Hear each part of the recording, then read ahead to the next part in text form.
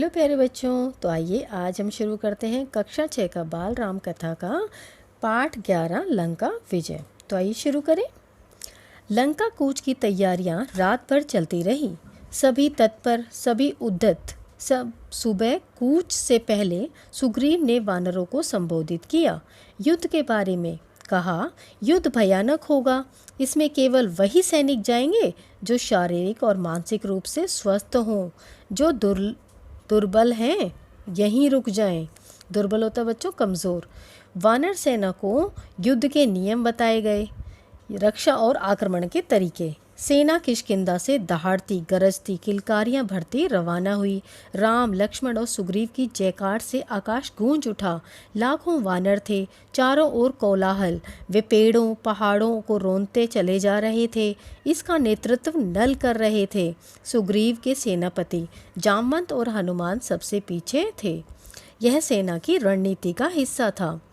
रणनीति बच्चों यहाँ पर है प्लानिंग। दिन रात चलकर सेना ने महेंद्र पर्वत पर डेरा डाला, वही पर्वत जहाँ से हनुमान ने छलांग लगाई थी। समुद्र निकट ही था।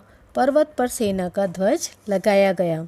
तंबू लगे, पताकाएं हवा में लहरा रही थी। पताकाएं होती हैं बच्चों फ्लैग, झंडा। उधर लंका में खलबली मची हुई थी। राक्षसों में बेचैनी थी। उनके मन में डर बैठ गया था राम की शक्ति को लेकर। जिसका दूत लंका में आग लगा सकता है वह स्वयं कितना शक्तिशाली होगा। नगर में चर्चा का विषय यही था, लेकिन रावण इससे अनभिज्ञ था। उसे कौन बताता, किसी में इतना साहस नहीं था। ये चर्चाएं विभीषण ने सुनी। नगर की हताशा उनसे देखी नहीं गई। ऐसी हताश सेना युद्ध नहीं कर सकती, उसकी पराजय निश्चित है। वे रावण के पास गए, उसे सही स्थिति बताने समझाने राम से युद्ध न किया जाए।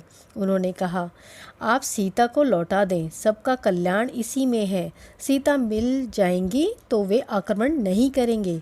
रावण ने विभीषण की बात अनसुनी कर दी, उन्हें अपने कक्ष से निकाल दिया। क्रोध में वह स्वयं भी उठकर चल पड़ा सभा कक्ष की ओर। उसे राम के समुद्र तट पर पहुंचने का समाचार मिल चुका था। सैनिकों ने राम की सेनाओं की पताकाएं दूर से देख ली थी।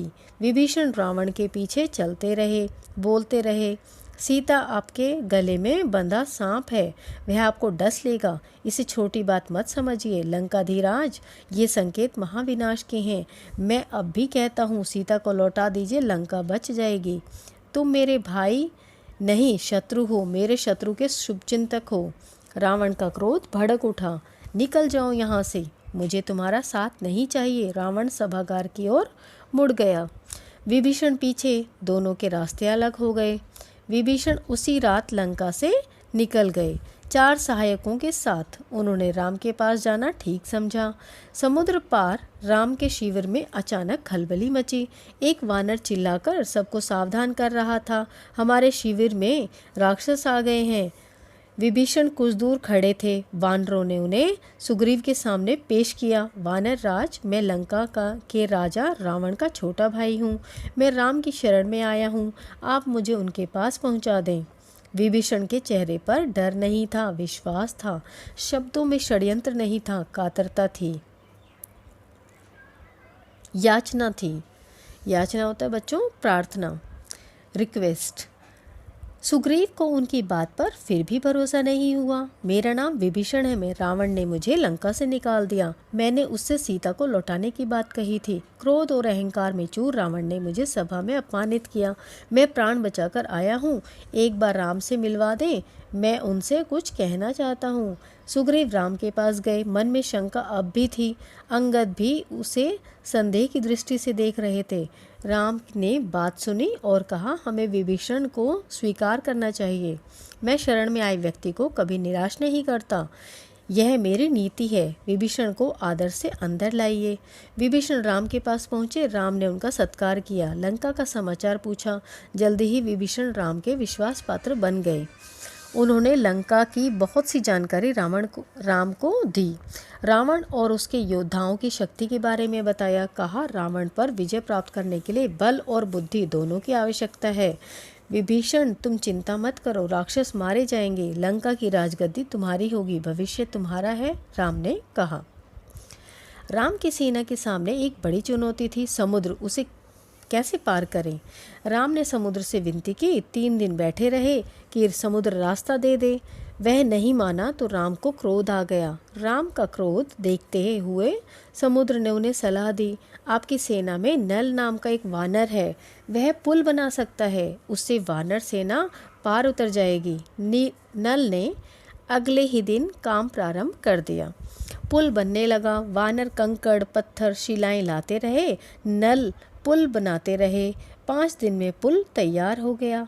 समुद्र को 2 टुकड़ों में बांटता हुआ, उसका घमंड चूर करता हुआ सबसे पहले विभीषण पुल से उस पार गए। पीछे पीछे वानर सेना का अगला शिविर दूसरे तट पर बना। असंभव, रावण क्रोध से चीख उठा, समुद्र पर पुल कैसे बन सकता है। इस समाचार से रावण को विस्मय हुआ। विस्मय होता है बच्चों, हैरानी, भय भी, लेकिन उसने जो मन में ठान लिया था उससे डिगा नहीं। उसने आदेश दिया, सेना तैयार की जाए, युद्ध का समय आ पहुंचा है। अब दोनों सेनाएं समुद्र के एक ही ओर थीं। उनका आमना सामना होना शेष था। आक्रमण की तैयारी थी, रणनीति बन चुकी थी। पहले आक्रमण की योजनाओं को अंतिम रूप दिया जा रहा था। राम ने अपनी सेना को 4 भागों में विभक्त कर दिया। विभक्त होता बच्चों बांट देना। लंका के 4 द्वार थे, चौतरफा आक्रमण होना था। हर टुकड़ी को एक द्वार सौंपा गया। राम ने पर्वत शिखर पर चढ़कर स्वयं लंका का निरीक्षण किया। लंका के वैभव से वे चकित थे। उन्होंने लक्ष्मण को बताया। सूर्योदय होते ही राम ने आदेश दिया, लंका को चारों ओर से घेर लिया जाए। वानर सेना जयकार करती हुई चल पड़ी। इस बीच राम ने अंगद को बुलाया, कहा, तुम लंका जाओ, मेरे दूत बनकर सुलह का अंतिम प्रयास करो ताकि युद्ध टल जाए।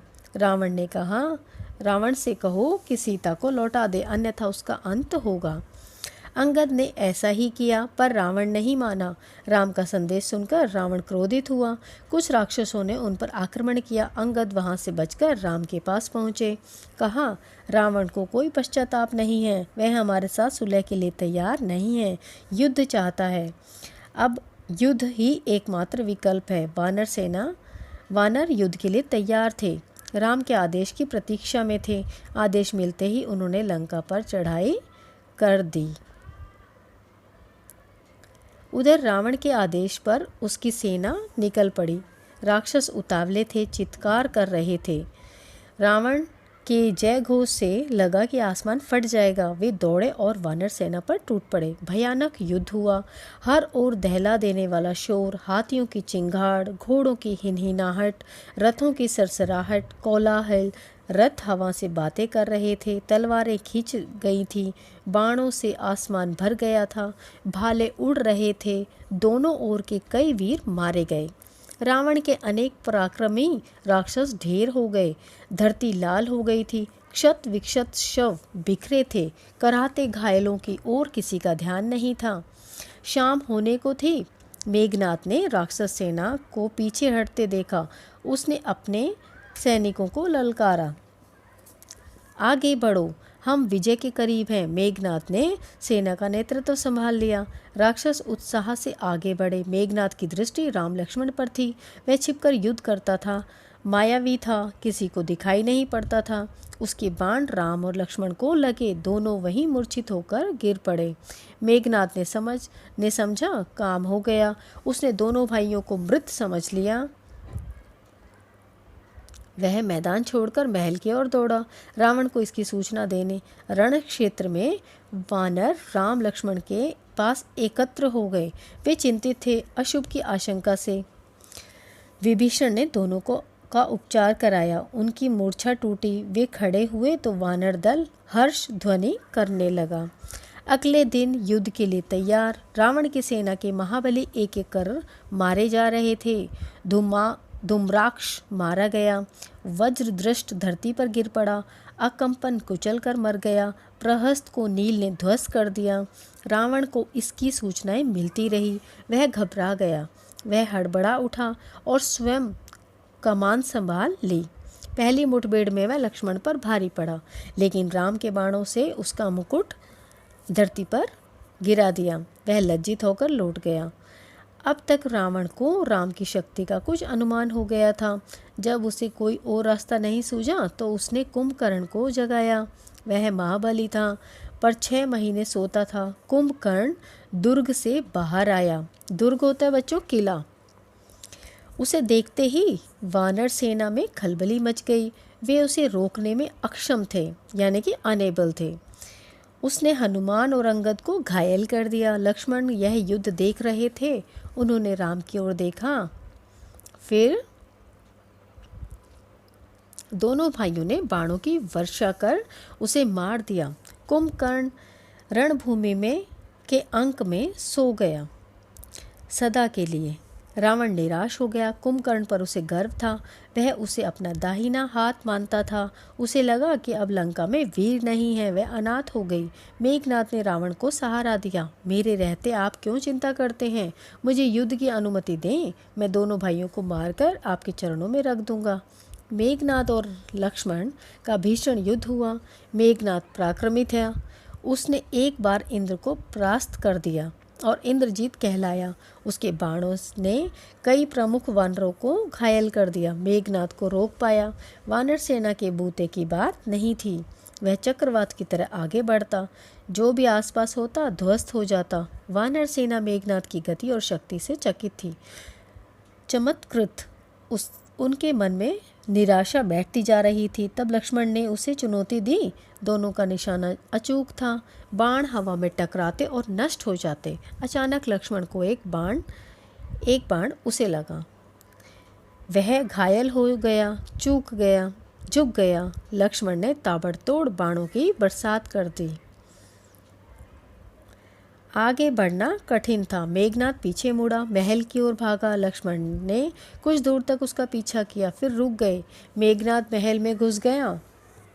लक्ष्मण को महल की संरचना नहीं पता थी, रास्ता नहीं मालूम था। विभीषण लक्ष्मण की दुविधा समझ गए। उन्होंने एक गुप्त मार्ग दिखाया। शेष काम आसान था। मेघनाद महल में ही मारा गया। अपने ज्येष्ठ पुत्र की मृत्यु से रावण एकदम टूट गया, विलाप करने लगा, मूर्छित हो गया। होश आया तो उसकी दशा पागलों जैसी थी। क्रोध से बिलबिलाता हुआ, लंका अनाथ हो गई, अब उसका कोई सहारा नहीं, अब मैं स्वयं रण क्षेत्र में जाऊंगा। लक्ष्मण ने के साथ वानर सेना भी महल में प्रवेश कर गई थी। उसके हाथों में जलती हुई मशालें थीं। वानरों ने लंका में जहाँ तहाँ आग लगा दी, अन्न भंडार फूंक दिए, शस्त्रागार जला दिया। मारकाट मच गई। जो भी सामने पड़ा मारा गया। कंपन, प्रजंग, युपाक्ष, कुंभ मारे गए। हनुमान ने निकुंभ, देवांतक और त्रिशिरा की मौत की नींद सुला दिया। अंगद ने नरांतक का काम तमाम कर दिया। लक्ष्मण ने अतिकाय का सिर काट डाला। राक्षस सेना भाग खड़ी हुई। रावण के पास अब कोई विकल्प नहीं था। विकल्प होता है बच्चों ऑप्शन। युद्ध नाद किया। अकेला बचा रावण युद्ध के लिए निकला। फुफकारते हुए फन कुचले सांप की तरह वह जिधर मुड़ता भगदड़ मच जाती। वानरों को भागते देख लक्ष्मण आगे आए, धनुष बाण लिए। रावण के सामने अभेद दीवार की तरह खड़े हो गए। थोड़ी ही देर में विभीषण वहां पहुंच गए। उसके बाद राम। उनके सामने रावण की एक न चली। विभीषण को राम की सेना में देख रावण उबल पड़ा। उसके लिए देशद्रोह था, छोटे भाई का विश्वासघात। उसने विभीषण पर निशाना लगाया। लक्ष्मण ने वह बाण बीच में ही काट दिया। उसने दूसरा घातक बाण चलाया। इस बार लक्ष्मण बीच में आ गए। उन्होंने विभीषण को अपने पीछे छिपा लिया। बाण लगते ही लक्ष्मण अचेत हो गए, गिर पड़े। राम ने यह देखा। उनकी आंखें क्रोध से लाल हो गई, आग बरसने लगी। उन्होंने लक्ष्मण को सुग्रीव की निगरानी में छोड़ा और रावण को चुनौती दी। कहा, रावण, काल तुझे मेरे सामने ले आया है। आज अन्याय पर न्याय की विजय होगी। तेरा अंत निश्चित है। उधर हनुमान लक्ष्मण को उठाकर रण क्षेत्र से दूर ले गए। वैद्य सुषेण को बुलाया। हनुमान संजीवनी बूटी लाए। चिकित्सा शुरू हुई। धीरे धीरे रक्त का रिसाव बंद हो गया, घाव भर गया। संजीवनी का प्रभाव चमत्कारी था। सुग्रीव ने लक्ष्मण के स्वस्थ होने की सूचना राम तक पहुंचाई। वह सिंह की भांति रावण पर टूट पड़े। राम रावण का युद्ध भयानक था। शस्त्रों की गति से कंपा देने वाली ध्वनियाँ निकल रही थी। हवा थम गई थी। सूरज बादलों के पीछे छिप गया था। शस्त्रों की चमक बिजली की तरह कौंध रही थी। गड़गड़ाहट थी थर्रा देने वाली। दोनों योद्धा अपनी पूरी शक्ति से लड़ रहे थे। कोई एक रत्ती भी पीछे खिसकने को तैयार नहीं। कुछ ही देर में लगा कि युद्ध समाप्त होने को है। दोनों पक्ष के योद्धा हाथ बांधकर खड़े हो गए। छोटे छोटे युद्ध थम गए। सबकी नज़रें राम और रावण पर थी। सबकी आंखें फटी रह गई, पलकें झुकना भूल गई।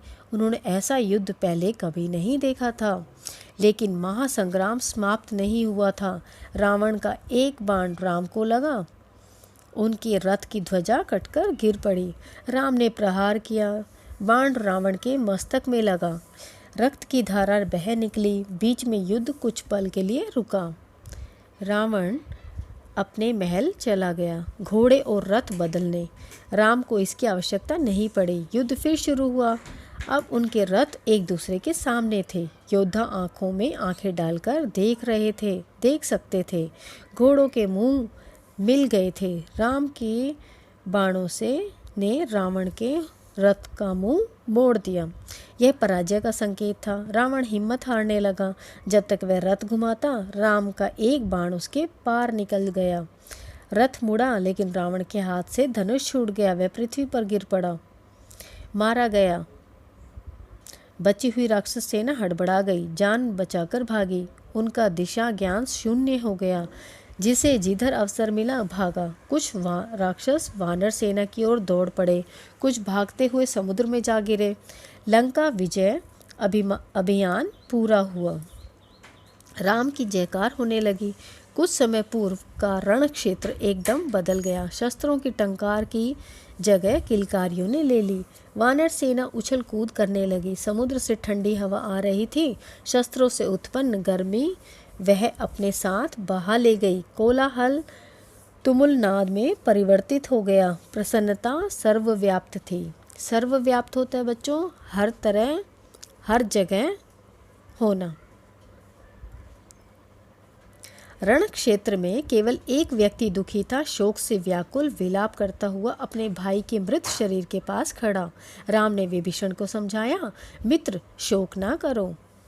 रावण महान योद्धा था। उसकी अंत्येष्टि महानता के अनुरूप होनी चाहिए। मृत्यु सत्य है, उसे स्वीकार करो। राम ने एक एक वानर का आभार माना। सुग्रीव को गले लगा लिया। लक्ष्मण से विभीषण के राज्याभिषेक की तैयारी करने को कहा।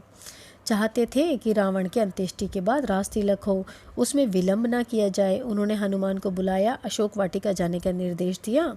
यह संदेश आपको ही सीता तक पहुंचाना है। उन्हें लंका विजय का समाचार दीजिए।